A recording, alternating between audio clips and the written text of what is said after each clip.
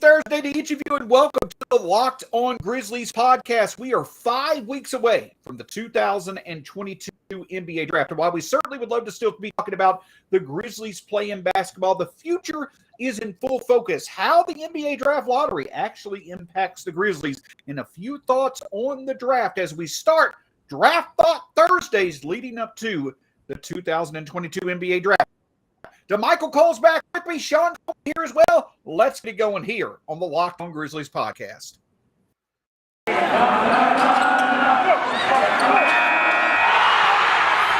are Locked On Grizzlies, your daily Memphis Grizzlies podcast. Part of the Locked On Podcast Network, your team every day.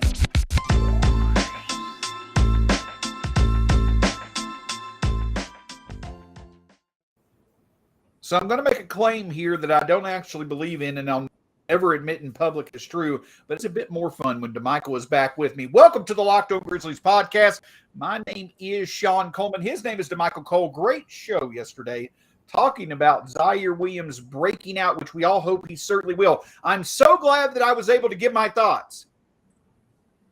Shawn, I felt like just having you out of the way, just, interrupting me for 20 minutes with your long tangents. Anywho, welcome to the Locked On Grizzlies podcast. It's a pleasure to be with you once again. Damichael, did you have any more thoughts? His name is Damichael Cole from the Commercial Appeal. You can find him at Damichael C. My name is Shawn Coleman. Find me at StatsSAC. Damichael, we're in the conference finals. A few fun games so far, but all joking aside, how excited are you? I know we wish the Grizzlies were still playing, but we've got the conference finals going on. We've got the draft lottery that's occurred earlier this week, and we've got the draft combine going on as well.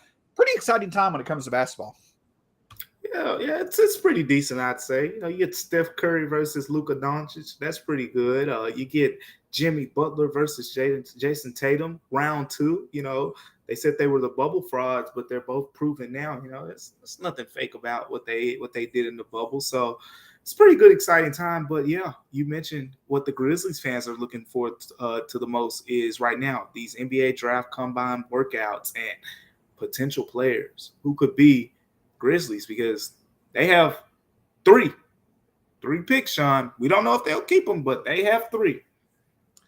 Absolutely. And the other thing that stands out to me, Damichael, is that, listen, it's a wonderful feeling not to have to be putting your hopes and dreams up to lottery balls on the right way. It did so for the Grizzlies 3 years ago. We're never going to forget it. It changed the trajectory of this franchise, obviously for the better with where we are today. But it also is still exciting to see, fan bases that are wanting that same result, wanting the same result we've experienced as Grizzlies fans. They're wanting that for their own franchises. Even though the Grizzlies aren't involved, and that's the way you would prefer it, it's still pretty exciting to see the draft lottery going on, especially where you see some of the best talents that could be future faces of the NBA, where they could land. Yeah, that's always the case, just at the end of the day, a lot of players are about to get their lives changed. They get these opportunities, and then there are these players that, if you're an NBA fan and you're a college basketball fan too, the draft's even more exciting because you have personal favorites. I know some people, you like European basketball, like EuroLeague basketball. Like myself, I had a head start on a guy named Luka Doncic, when he was one of the best players over there. So you think about things like that, Shawn. Being a college basketball fan, you watch those guys from Duke, North Carolina, Tennessee, Kentucky, etc., and you think, I think that guy's going to be a really good pro. I think that guy's going to – and it's really good just to follow the trajectory of where guys go. There are some guys who I thought were going to be superstars, didn't pan out, and there are some guys who were drafted in the 20s, and I was like, that's a future superstar, and it pans out. So it's fun to see, how these guys' careers play out, and it's always interesting because, as we all know, there's no perfect model to determine a guy who's going to be a superstar. Some things are just out of control of anyone in a front office. Absolutely. Who knows when you can make the 30th pick in the draft and the guy becomes in his second year one of the top 10 shooters in the league. But hey, I don't want to brag or anything. But let's talk about a bit about the draft lottery, because for the second straight season, I think we're getting a reminder, Damichael, that the Southwest Division, even if the Grizzlies aren't directly involved. Listen, the Grizzlies had a very competitive second-round series. They're on the up and up. The Mavericks are in the Western Conference Finals. They're on the up and up. But you now see that the three other members of the Southwestern Conference have landed in the top 10. The Rockets get the 3rd pick. The Pelicans get the 8th pick. Damn them, obvious reasons. And then the San Antonio Spurs get the 9th pick. But the point that I'm making is this. You got the Grizzlies, you got the Mavericks. You know that the Pelicans are on the up and up, especially if they've got Zion back. They showed they belong in the playoffs with how well they played against the Suns. You've got the Rockets, who are putting together one of the best young cores in the league, and the Spurs keep on getting top picks in a good development system. We have seen over the past 15 years the Southwest Division be arguably the most competitive division in the NBA, and we're starting to line it up again where some of the best young cores in the league certainly could reside in the Grizzlies division. Yeah, and the Rockets are about to pile another, lottery pick on top of that young core. I mean, I really believe in that Kevin Porter, Jalen Green combo they got over there, then Josh Christopher, and I mean the Grizzlies played them, and we saw a couple times just from a talent perspective, those dudes can play. That team's going to be fun to watch over the course of time. And you mentioned, the Spurs. I mean, they got a guy named DeJounte Murray. As long as they keep him around, they're going to try to put the pieces around him, and things will get better over there. And then, the other teams like the Pelicans. The Pelicans looked really well played really well at the end of the season. CJ McCollum, Brandon Ingram, Jonas got a nice core going there. Then they're going to have to work Zion in there somewhere. That's going to be fun. Now you get the 8th pick that Shawn, it's tough to even say it, Shawn. It's tough to even say it, but that 8th pick that a lot of us thought was going to be going to the Grizzlies, going to the Pelicans. So it's a fun division, and the Grizzlies, they have a couple picks to play with on their own in that same first round. Not as high as those lottery teams, but they could be as active in the draft as anyone. And that's another thing that I think is going to be fun to see this year is that, we'll obviously talk trade, as we get closer to the draft, what the Grizzlies could do, all that different stuff. But, hey, if there is one trade that involves a lottery pick this year, it'll be more than is involved a lottery pick over the past 2 years. And that's pretty surprising with what was considered to be one of the weakest top of the draft class in a while in 2020, but one of the strongest in 2021. So it's always interesting to see. And here's the big kicker that we have noticed, Damichael. I'm not saying that he's going to pull any surprises off, any massive surprises on draft night, but when it comes to executive of the year, Zach Kleiman, your bestie. Basically what I'm getting at is that we always know he's ready and willing to make a move on draft night. So I'm not saying he's going to work himself into the lottery, but that's the other thing that I think is there this year that may not have been there the previous years. You could see some fun movement involving one of the teams from the Southwest Division. Yeah, it's a math thing. The Grizzlies, for example, you have 3 picks, you have 3 free agents. It's simple math. I'm sure you're not trying to replace 3 free agents with 3 draft picks. So they're gonna need to do some moving. You're probably gonna want to 2-way someone. You're probably gonna want to move some pieces around, and some of the roster guys under contract may not be on the team as well. But at the end of the day, it just makes the most sense because you get 2 first-round picks at the back round. Now, let's be clear: Grizzlies back at around first-round picks lately have turned into Desmond Bane and Brandon Clark.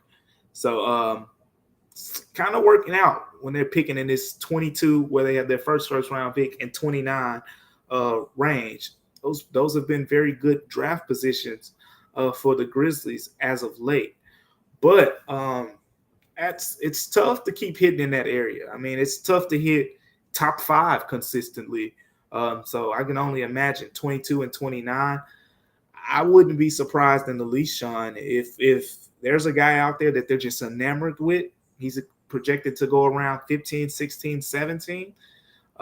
You could package some picks, or I mean, there's so many ways they could go with this because this is draft talk. But you also you get savvy with those draft picks and go get you a veteran out there. So it's Zach Kleiman. You mentioned him, executive of the year. He has a lot of ways to play with this because the Grizzlies, not only that second round pick, it's the 47th overall pick. I think that's still pretty enticing too. It's not the 58th pick, it's not the 60th. As the 47th pick, that's an enticing pick too. So I think overall the Grizzlies have a lot of pieces that they can play with, and we'll see I think we'll get a really good idea of what Kleiman thinks of what he has and what he needs based on how he maneuvers those draft picks. 100% agree. And we'll get into how the draft really could be the first true glimpse into what the Grizzlies offseason plans are in just a moment. But before we do, let's talk about Athletic Greens. Athletic Greens, you want to talk about things that could benefit your day, and that's definitely Athletic Greens. The thing about it is this, is that when it comes to Athletic Greens, it's a great way for you to be able to enjoy everything when it comes to eating better and eating healthier. And the thing about it is this, is that it comes straight from the founder of Athletic Greens. He created it when he was experiencing a ton of gut health issues and ended up on a complicated supplement routine to recover. It cost him nearly $100 a day. But if you use Athletic Greens, it costs you less than $3 a day. You're investing in your health, and it's cheaper than your cold brew habit. It's cheaper than getting all the different supplements yourself. You're investing in an all-in-one nutritional insurance. To make it easy, Athletic Greens is going to give you a free 1-year supply of immune-supporting vitamin D and 5 free travel packs with your first purchase. All you have to do is visit athleticgreens.com/NBA network. Again, that is athleticgreens.com/NBA network to take ownership over your health and pick up the ultimate daily nutritional insurance. Listen, if you want to get the latest when it comes to the NBA draft, check out NBA Big Board and the Locked On NBA podcast of your choice. So many different players. Listen, 26 teams right now have the future to talk about. We wish the Grizzlies weren't one of them, but they are. So if you want the latest of all the draft talk, Locked On NBA podcast, NBA Big Board, so many different opportunities for you to be able to listen to, make sure you check out the Locked On NBA podcast of your choice after you listen to Damichael Cole, Still My Subject Matters here on Locked On Grizzlies. All joking aside, though, one of the reasons why we are excited that the draft is finally here is because it truly gives us the first glimpse of what the Grizzlies offseason plans could be. Damichael, the Grizzlies draft the NBA draft is June 23rd. This is a normal offseason. Free agency is going to be on July 1st. You're going to see the finals likely end probably a week to 10 days before the draft, so you're not going to see a lot of activity during the finals. We know that the Grizzlies can be active during the draft, but that's the whole thing that makes this fun, is that when the draft comes, that draft night or within the few first days before it, that could really give us the glimpse of what the Grizzlies might be positioning when it comes to their roster for the offseason. That's it, Shawn, because I mean, just to give the people an idea, what do we mean, by this type of idea? Because it's not just with them based on the players that they draft. Like if they draft, a backup point guard, they're trying to say they're not going to sign Tyus, or if they draft a center, this is the eventual Steven Adams replacement. It's not that simple. It's more about getting into the mind of Zach Kleiman and having an idea of what and who are the roster cornerstones on this team. So does that involve, hey, they have 2 first-round picks, they have a second-round pick. Do you package 2 of those picks, maybe one of the first-round picks and a second, to go with one of those players who you deem expendable to either A, create cap space for free agency, or B, target someone or move up in the draft? There's so many ways to look at it, because if you're moving up in the draft, I think you're saying, we believe this young core that we have is very solid enough to win a championship. We want to add another young piece on top of this to extend that window even longer. If you trade those picks for a veteran, you're obviously saying it's time to win. It's enough of these, going to get these kids and having to develop them. It's time to win. And they also could split the difference. You get a young guy with one of the picks, and then you also, package and And, kind of what they've done in the past, get some vets in between while also trying to, keep the team youthful as well. So it's a lot of different ways, and it's going to be real revealing because that's going to tell us those things that I just mentioned. And I think right now we have a decent, idea. Kleiman basically said, they're in win now mode, and the roster is so young. I don't see why you would want to add 3, young guys, maybe 2, but I think I get a feeling of that's what they're thinking, Shawn, because if you're in win now mode, I haven't seen, just historically speaking, when you talk about the draft, you don't see too many teams who are in win now mode add 3 rookies. Absolutely. And this brings into mind a couple of perspectives, and I want to get your thoughts on Damichael. First is that say we had landed the Lakers pick, say that we had landed that and it was 12th or 13th in this draft. Now you got 3 first-round picks. I think obviously that is a better position to be in, trade asset value-wise than we're currently in. And I certainly agree with that. But I also think with that, you probably have a bit better idea of what direction the Grizzlies are going to go. They likely are either going to package picks to go up into the top 10 and truly get a guy that they want, like they did to get in a position to get Zaire last year, or you see them use that pick along with other assets to go get a true upgrade for this roster. Now, I will say that since we don't have that, the likelihood of going to get a true upgrade for this roster, perhaps it's a bit less of a reality. But I'm also not saying that just because we didn't get that Lakers pick, that means we're going to run it back with basically the same roster next year. The overall point that I'm getting at is with how things worked out, I actually think you have a little bit less certainty about how this offseason is going to play out than if you'd had the Lakers pick. And that in itself is exciting. And I think it also means that there's a lot of different options out there that could make sense in the right situation for the Grizzlies. Yeah.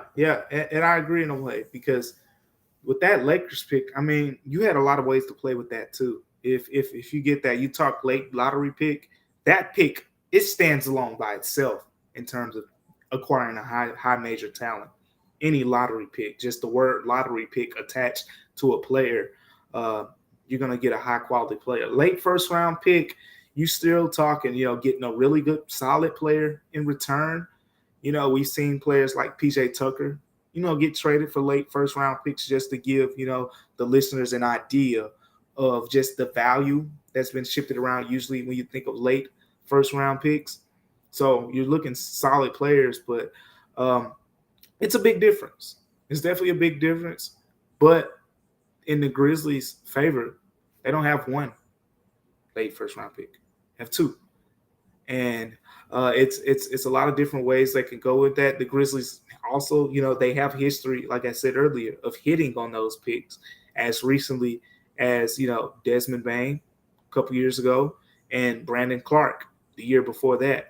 So when you factor all of that in, those picks have value, and they create a little bit less uncertainty there. But either way, I think this is going to be very revealing, Shawn. It's probably not going to be as revealing because if you have that lottery pick, now you're saying 3 first-round picks. There's no way. There's absolutely no way. Not even just the Grizzlies, even rebuilding teams. I don't see even rebuilding teams trying to at least keep 3 picks. They may, if they do end up keeping 3 first-round picks, it's because you couldn't find a trade partner for a decent price. So we don't, because at the end of the day, if they keep the 2 first-round picks and then they ship the second-round pick out for, a backup point guard or something, it doesn't reveal as much in terms of long-term. Whereas if they have that lottery pick, we get a real good idea of long-term standing.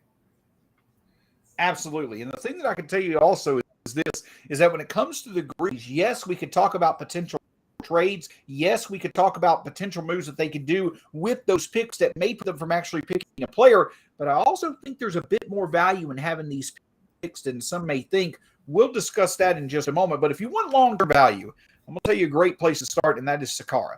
Feeling your best starts with what you eat. Sakara helps you live a healthy, balanced lifestyle that you truly enjoy with delicious, plant-rich, transformational nutrition that builds a foundation for living in your best body. Now is the time to seek wellness, joy, and abundance in all areas of life. Starting with what you eat with Sakara, you get nutrient-dense meals, snacks, and supplements that nourish your body without ever sacrificing taste or quality. Looking and feeling your best shouldn't mean deprivation.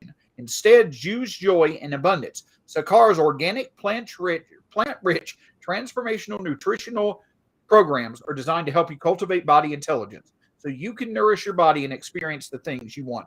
Sakara is a wellness company anchoring food as medicine on a mission to nourish your body through the power of plants. Right now, Sakara is offering our listeners 20% off their first order when they go to sakara.com/locked-on/locked-on20 or enter code locked-on20 at checkout. That's Sakara, SAKARA.com/locked-on20 to get 20% off your next order. Order sakara.com/locked-on20.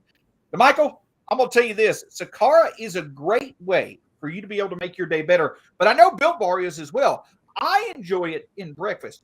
You enjoy it for some reason in 3 o'clock in the morning to keep you awake so you can watch your favorite Netflix shows. But the thing I'm getting at is it doesn't matter when you enjoy it. The great thing about it is it adds a tasty and healthy nutritional snack to your daily diet. Shawn, and you like those big old puffs and stuff. So I just give me my white chocolate cookies and cream, and I'm fine. I don't have to eat all of that, and I just give me my white chocolates, cookies, and cream. I don't need the coconut almond and just the coconuts. That's all I need is white chocolates, cookies, and cream. Built Bar, it satisfies me every time. You want to write stuff, you start your day with a puff. Man, I should write these things. The thing you need to do is go to built.com, put in the promo code LOCKED15, get 15% off your next order from Built Bar. Again, that's built.com/locked15 to get 15% off your next order from Built Bar. Woo! I'm going to get my thoughts, compose my feelings here. We're going to get back going with Locked On Grizzlies. So, Damichael, I know that we're going to have plenty of time to talk potential trades, and we're going to have plenty of time to talk, speculate on who the draft picks could be, all that different stuff. But one thing that I also think matters in this situation is that every decision that the Grizzlies have to make, forgive my kung fu going on right now, every decision the Grizzlies have to make this year impacts other decisions. And what I'm meaning by that is this. You've mentioned it. Going into next year, Jaren Jackson Jr. starts his extension. Yep. Potentially this summer, we're going to agree to owe a Memphis Grizzly potentially 5 years and over $200 million. Now, you do it happily because his name is John Morant. You've got potential free agency decisions in Tyus Jones and, future free agency in Brandon Clark. The point that I'm getting at is the Grizzlies are going to have to start making decisions on paying this core. Who stays, who goes. But even more importantly is that as you start owing more money to a smaller part of your roster, you're going to have to find value from cheap sources. And to your point, that is something the Grizzlies have done with how well they've drafted later on in the draft. That is going to become an even more significant strength of this front office as we go further when our core gets started paying more. And that's why the Grizzlies, even if they make a trade, that's why it probably makes sense for them to at least try to hit on one young player in this draft. Yeah, that's a great point because you have rosters that do it differently. Some rosters, let's be frank here. Zach Kleiman, he's been ringing the bell on these draft picks lately. He hasn't missed much. With that being the case, a lot of GMs, the success rate haven't been as high. So when you have these successful rosters, what you're seeing now is a lot of GMs, they say, oh, forget those picks. And what they do is they trust that the veteran players and just the team attractiveness ends up bringing in, veteran guys on minimum contracts. Think guys who play with LeBron James. Think of the Warriors as of late. Not the last couple years with the Warriors while they were losing, but before that, when they were winning those 5 consecutive Western Conference championships, and they were just adding, a little piece here, a little piece there, veterans here. The Grizzlies are in a unique position. These guys are young, and I believe they have, 8 first-round picks over the next few years. So they're in a really good position just over the course of the future to really add young talent, not cheap veteran minimum guys who, are going to spot up and be available for 45 games. You have a chance to get these guys who are going to be young and hungry and actually will probably fit better into the culture of this team. Just watching the Grizzlies up close, I mean, I could be wrong, Shawn, but it's kind of, I think it was a good thing that they didn't have a 35-year-old guy in his locker room, because they're just, I don't know if he would have mixed with this group. I mean, it would have worked, but the way this young group kind of like the things they like to do, the music that they listen to, it's a younger vibe in that locker room. And I think Zach Kleiman probably looks at it that way too. And that's why, adding these young guys on, and think of a guy like Jared Culver, who just came in, and I mean, they look at him as one of their brothers now, and it's because he was one of those young guys that just slowly brought into the group. But yeah, Shawn, that's a great point. But the Grizzlies are armed over the course of time with those picks, and they'd be very wise to hit on some of those. Now, the downside of that is you hit on some of those, you ain't gonna be able to keep them if they turn out to be, what you would want them to be, being that Ja Morant's contract, Jaren Jackson's contract, and there's another guy who's going to come right behind him, Desmond Bane. He's going to get a nice boatload of money too, Shawn. So it's the checkbook's going to fill up in Memphis. It's going to get to the point where you're going to want to hit on the margins, but the Grizzlies are in a good position to do so. And the other thing that stands out about this, and this is why I'm such a fan of Zach Kleiman, especially being in a small market. In a small market, it becomes even more critical that your front office treats any asset from all perspectives. And we talk about these late draft picks, the Grizzlies hitting on these draft picks, as from one perspective, as a smaller part of the roster becomes more expensive, you're going to want to get good value from cheap sources. But the other point that I'm mentioning is making an asset more than it is in time. For instance, in 2020, when we got that 30th pick was itself. It had that value. It was the 30th pick in what was considered to be a weak draft. We've turned that 30th pick into one of the best young shooters in the NBA. That is extremely high value compared to just the pick itself. So the point that I'm getting at is that right now, if there's an all-in type move for the Grizzlies to make, maybe it makes sense, but perhaps it doesn't. But say the Grizzlies hit on one of these late picks this year, a year or two from now, they do find the right move that's all in, and they've picked a player that is much more valuable than the pick that he was picked at this year. The point that I'm getting at is that if the Grizzlies hit on these late picks, sure, it could help out the roster in the future, but it could also continue to strengthen their cupboard of trade assets to truly make that all-in move in time. Yeah, I mean, they're in a great position, and they haven't missed lately. I mean, we talked about that as well.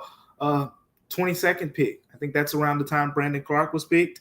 When he was picked, the 29th pick, we mentioned Desmond Bane, win 30th. History is there. But that's an extremely, you talk about topping the charts with those picks. That's an extremely high bar to put on Kleiman and anyone. I mean, Grizzlies fans, you'll remember they drafted PJ Hairston in that early 20s range. And I remember, because I was in school, I think I was in about the 10th or 11th grade when this happened. And all I remember is, they got the shooter from North Carolina. They got the shooter, and Shawn, it just didn't work out. It didn't work out. So it's sometimes, it looks good on paper, and it turns out, whereas, with Desmond Bane, people knew he was a shooter, but I don't think they knew, it would happen this fast. And Brandon Clark, I think, that was viewed as a steal at that time, and that's kind of held up as well. So it's a tricky spot to be in. But here's what I think, Shawn. I think the Grizzlies' success in those spots will kind of impact, opportunities that they're presented as well. I could see, potential, rivals and things like that moving up, kind of trying to take that out of their hands in a way, because climate has hit on them lately. It's plain and simple. If the Grizzlies are hitting on those picks, and recent history says they are, and you're talking about adding 2 more, odds are one of those picks is going to be, a good player. And with as deep as this team is right now, starting lineup is pretty much set in stone. They're going to figure out the backup point guard situation, but you have a lot of the wings. You have Brandon Clark as a backup big. The roster is pretty strong. Absolutely. And the thing is this, is at the end of the day, you're not looking for this player that you picked to probably come in and make an immediate impact. That's what Brandon Clark, that's what Jaw, that's what Desmond Bain, Zaire Williams next year have done. You're simply looking for probably what can give you the best long-term value moving forward. But speaking of long-term value, that's why you listen to Locked On Grizzlies, because we're going to have plenty of draft coverage for you over the next month. Draft profiles, who they should not. Yes, they should draft Kennedy Chandler. If you don't agree with that, well then, hey, you're not going to have fun listening to this show with how much talk about Kennedy Chandler. I'm kidding. Listen to the show. We always love feedback. And hey, just you listening to the show. Thanks so much for listening here at Locked On Grizzlies. This will be a continuing thing. Draft Thoughts Thursday, looking at all different perspectives for the Grizzlies draft when it comes to the 2022 draft. For Damichael Cole, Damichael, you got anything else for us? I know that it's the offseason, but there's so many things that you could write about and bring to light when it comes to the Grizzlies. So many things, right? There's only so many times you could talk about Zaire Williams, Shawn. But for your sake, Shawn gave me a hard time about doing the Zaire Williams episode without him. I can see Shawn just getting all these fancy numbers together in his head and saying, hey, Damichael, you ready to do the Zaire Williams episode? I'm like, I already took care of it. So we'll revisit it later in the summer. And just for Shawn, when it gets closer to Summer League, so be on the lookout for that in about a month or so. But outside of that, it's going to be a fun summer. It's going to be a fun summer. Personally, I'm going to come up with some really cool ideas, some really good story angles as well. And we're going to have some fun. And I guess you're just going to save them for the shows you do by yourself to actually talk about. Yeah, that's right. Yeah. All joking aside, listen, all day long, you come here for the great Grizzlies coverage. You come here for the stats. You come here for the wonderful correspondence between me and Damichael, but you leave remembering the banter. That's what makes Locked On Grizzlies so special. For Damichael Cole, you can find him at Damichael C on Twitter. My name's Shawn Coleman. Find me at StatsSAC on Twitter. The show at Locked On Grizz right here on YouTube as well. Hit that subscribe button below. For Damichael, my name's Shawn. We'll talk to you again soon here. Hey, one other thing about tomorrow's show that we're going to get to talk about. They announced the all-rookie NBA teams last night. We're going to get into some award naming that may have one or two Grizzlies there to talk about. That and much more on tomorrow's episode. Until then,